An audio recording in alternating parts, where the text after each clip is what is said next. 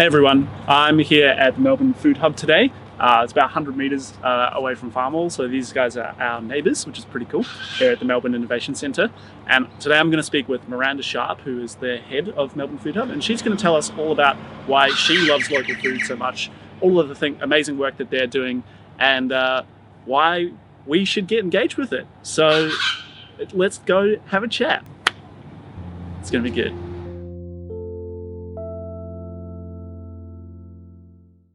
Hi Miranda. Hi Toby. Thank you for sitting down to chat with us today about local food. It's my pleasure. My name is Miranda Sharp. I'm the Managing Director of Melbourne Farmers Markets. We are in Alphington, directly opposite Alphington train station. You'll probably hear it coming along any minute now, at Melbourne Innovation Centre. So Sunday mornings is the farmers market, but we're all here as a community, coming and going all week. And it's becoming a wonderfully vibrant, active place that it's only the beginning now. Totally. I've been in this local food business for many years now. I consider myself rather a dinosaur. I think the term is veteran. Oh, okay, yeah. Well, needless to say, I'm very energised by young people coming into it because it's your future, and that's why it's so very important. We've been in existence for 18 years. Melbourne Farmers Market started at Collingwood Children's Farm, 2002, and since then built a network of growers and markets and community food organisations since then, and now we're here based in Alphington at Melbourne Innovation Centre. Could you tell me what's the main outcome that you're trying to achieve with Melbourne Farmers Market?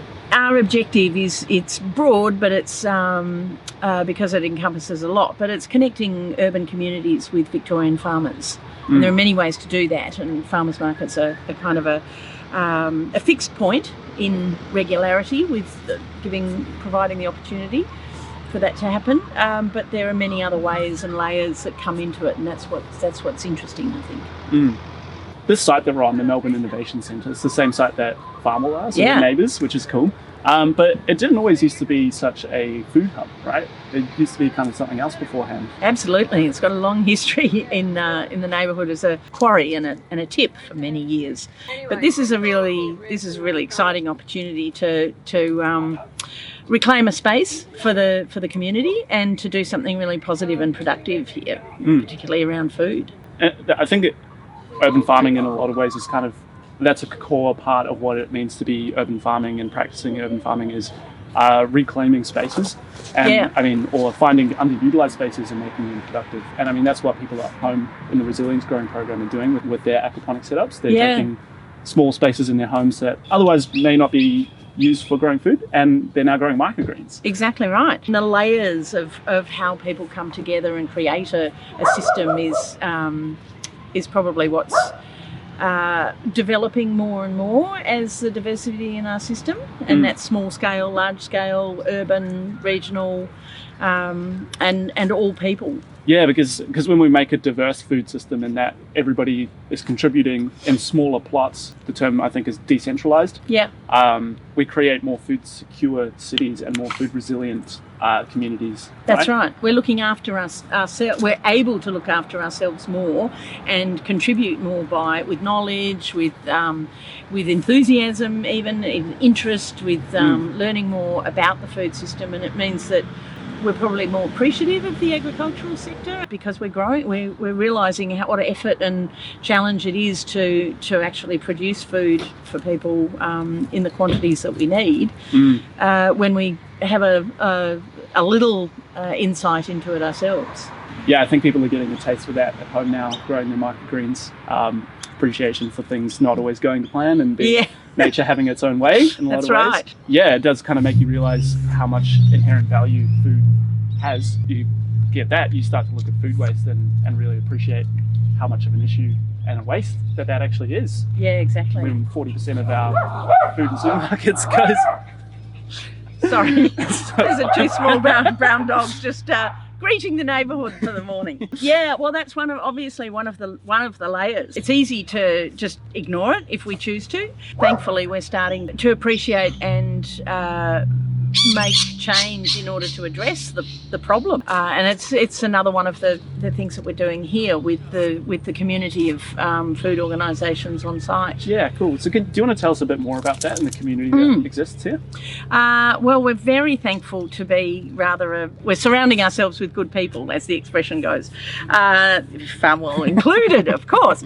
But here on our site in Alphington, we're also sharing the site with the practical beekeeper, who's a very, very local apiarist and has been here in the Darebin Parklands for many years. And then Reground, who are drivers of change in waste, turning waste into a resource. And their main focus is through the collection of coffee grounds from cafes and restaurants, but also looking at the broader implications of the packaging that coffee comes in, and so now taking up soft plastics. And then 3,000 Acres, who are the champions of community gardens in Melbourne.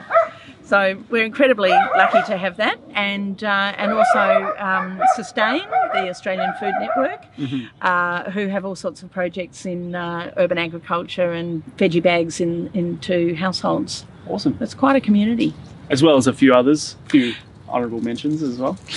Farmwell and mushroom growers. Our immediate neighbours. Brewery. La Serene, yeah. It's quite exciting what's growing here. Excuse the pun. But, I mean, what's your vision? What is your vision for this site? You know, it being an old tip, it's now being sort of rebuilt into this community hub for local food. Yep. We're sort of halfway there. I'm not even sure if we're halfway there. It feels like we're in really early stages of what this site could become.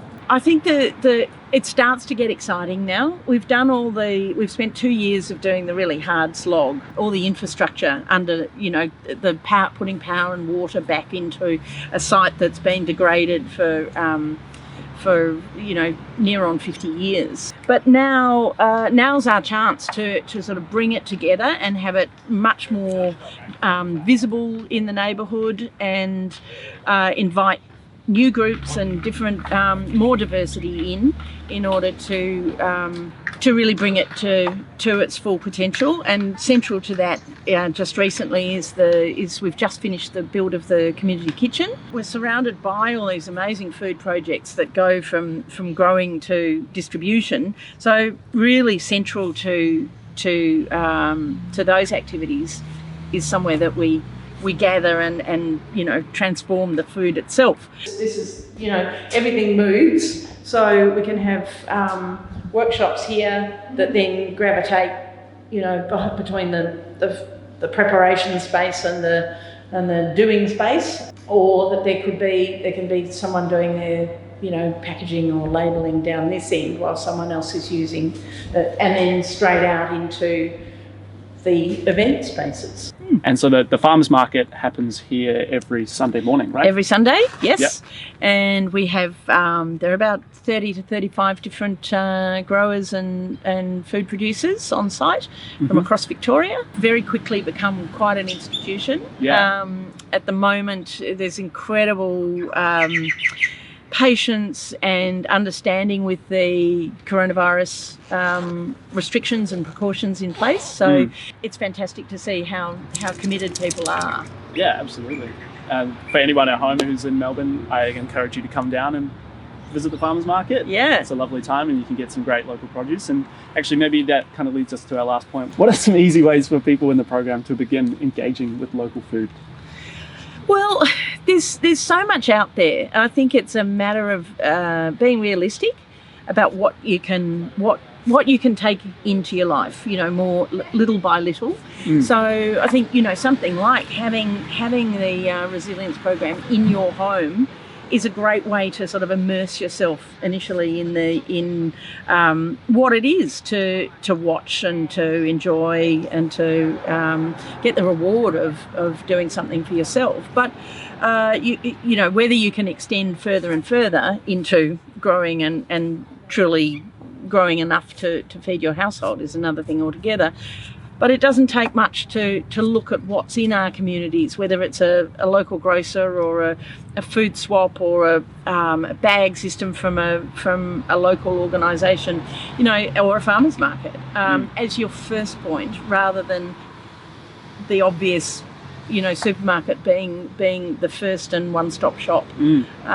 So a little bit of effort goes a long way. It really does.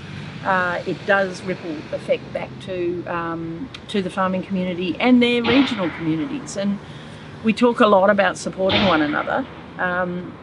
Doing it through supporting local food enterprises is a very good way. Yeah, I imagine that is one of the reasons why you believe local food is so important, right?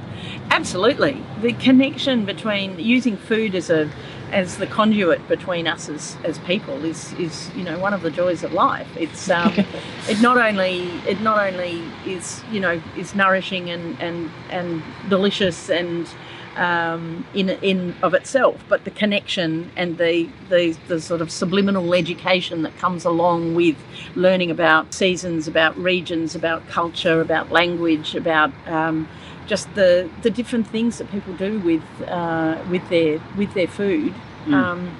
It's the ultimate connector in my mind. Absolutely, and it's a catalyst for change, as cliche as that sounds. But it may be a cliche, but I think we live with it. We embrace it. Let's embrace it. Yeah, totally. Awesome. Well, thank you so much for chatting with us today, Miranda. I feel enlightened and inspired. And I hope everyone at home does as well. And looking forward to seeing some people down here on Sunday, maybe. Yeah, terrific. Yeah. Hope you have a lovely day. I will.